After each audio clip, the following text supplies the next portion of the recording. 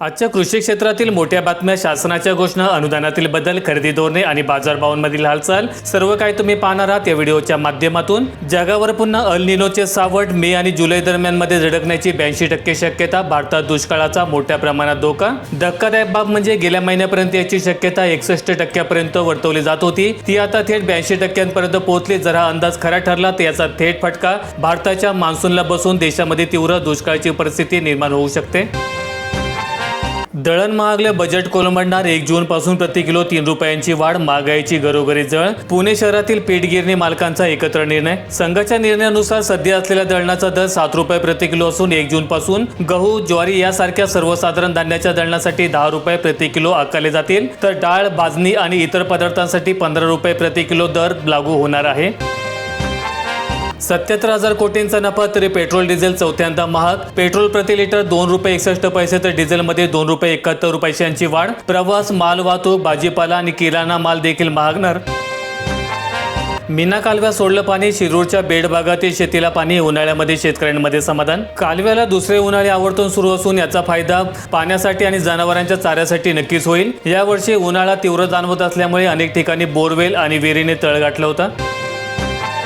उष्णतेची तीव्रता घटली, उकाडा मात्र कायम। मेघगर्जनेसह हलक्या पावसाची शक्यता। पुण्यामध्ये कमाल तापमानामध्ये लक्षणीय प्रमाणात घट। ढगाळ वातावरण आणि हलक्या पावसाच्या शक्यतेमुळे पुढील 2 दिवस गरमीपासून काही प्रमाणात दिलासा मिळण्याची शक्यता हवामान विभागाने व्यक्त केलेली आहे।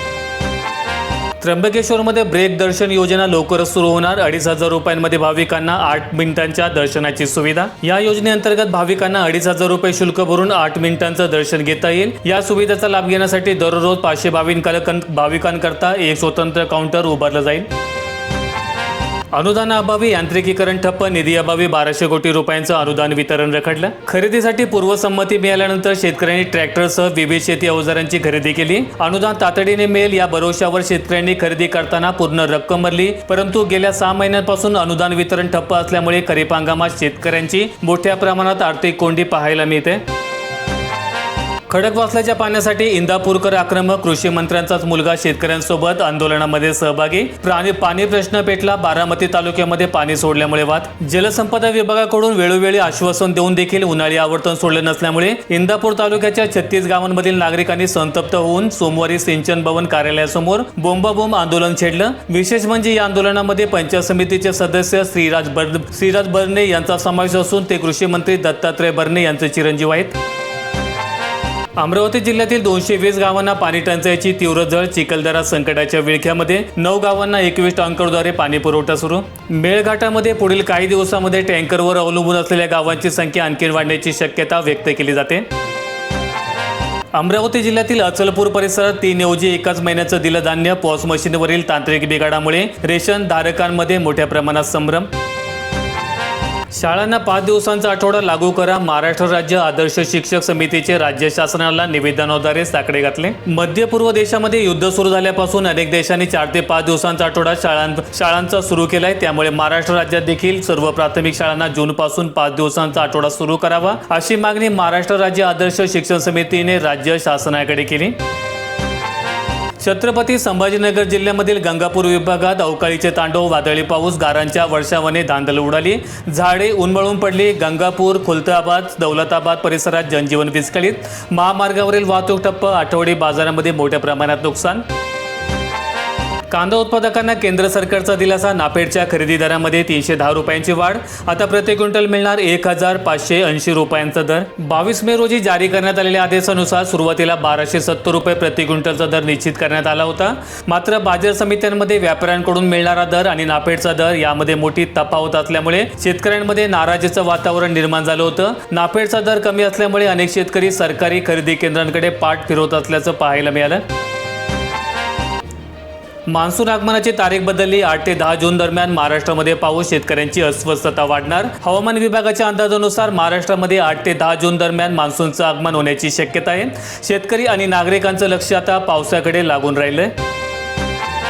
प्रत्येक जिल्ह्यामध्ये आता पीसीओडी क्लिनिक, महिलांच्या समस्यांवर मोफत उपचार मिळणार, बदलच्या जीवनशैलीमुळे धोका, तज्ज्ञ डॉक्टरांकडून समुपदेशन, 2 ठिकाणी विनाशुल्क सुविधा मिळणार. वयाची 45 वर्ष ओलांडलेल्या महिलांच्या आरोग्याची काळजी घेण्यासाठी या क्लिनिक अंतर्गत एक विशेष उपक्रम राबवला जातोय.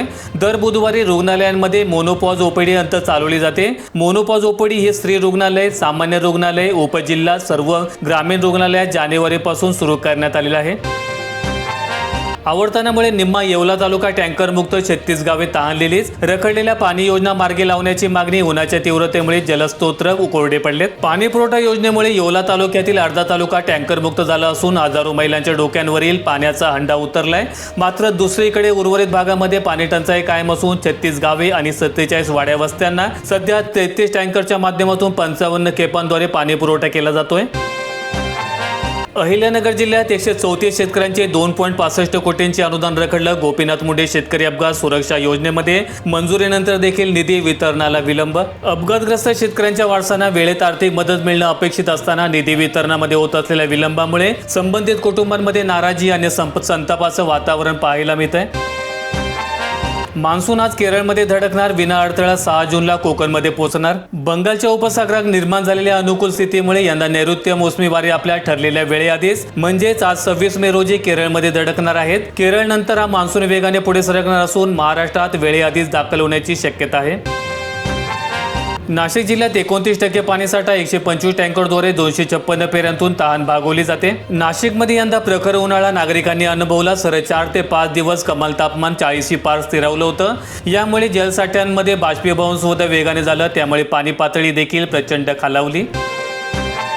काळ्या बाजारातून 120 रुपये लिटरने डिझेल खरेदी करून मका बाजारात दाखल. पोटा पाण्याचा सवाल. ट्रॅक्टर चालकांची डिझेल टंचाईमुळे त्रेधा.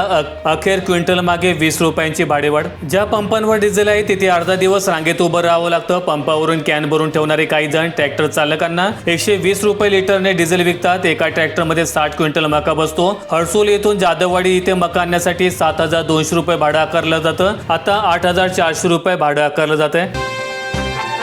26 कोटींचा पीक विमा भरूनही अक्कलकोट भरपाईपासून वंचित. अतिवृष्टीमध्ये पिकांचं नुकसान. विमा कंपनीकडून केवळ 3.65 लाखांची मंजुरी. शेतकऱ्यांमध्ये संतापाचं वातावरण. 1 रुपयातील विमा योजना बंद करून नगदी पिकांसाठी 5% आणि इतर पिकांसाठी 2% प्रीमियम करण्यात आलाय. पेरणी न होणे, हंगामातील प्रतिकूल परिस्थिती, काढणीवेळी होणारं नुकसान आणि स्थानिक नैसर्गिक आपत्ती अशा नुकसान भरपाईसाठीचे ट्रिगर निकष काढून टाकण्यात आले.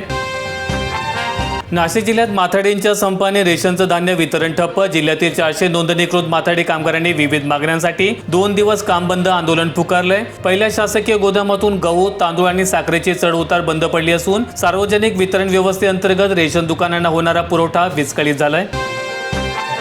यवतमाळ जिल्ह्यातील पांढरकवडा परिसरात रात्री मेसेज. दुसऱ्या दिवशी मुदत संपली. कृषी विभागाचा पोरखेळ. महाडीबीटी बियाणे अर्जासाठी केवळ 24 तासांची मुदतवाढ. पांढरकवडा कृषी विभागाने महाडीबीटी बियाणे आणि प्रमाणित बियाणे वितरण योजनेचा लाभ घेण्यासाठी कृषी विभागाने आदल्या दिवशी रात्री मेसेज पाठवून दुसऱ्या दिवशी मुदत संपत असल्याचं जाहीर केल्यामुळे शेतकरी वर्गामध्ये तीव्र संताप व्यक्त होत आहे. ओल्या चाऱ्याअभावी दुग्ध व्यवसाय संकटात. वाढलेल्या वैरणासह गवताच्या पेंडीचे दर कडाडले. मक्याची एक सरी 3 ते 7,000 रुपयांवर दर. पैठणमध्ये पाणी टंचाई. धरण शेजारी पण गागर रिकामी म्हणण्याची वेळ. 16 गावांमध्ये 29 टँकरद्वारे 53,000 नागरिकांना पाणी पुरवठा. खासगी विहिरींचं अधिग्रहण करण्यात आलंय. व्हिडिओ आवडला असेल तर लाईक ठोका, शेअर करा आणि अशा दैनंदिन शेतकरी बातमी अपडेट्स मिळवण्यासाठी सबस्क्राईब करून बेल आयकॉनचं बटन दाबा.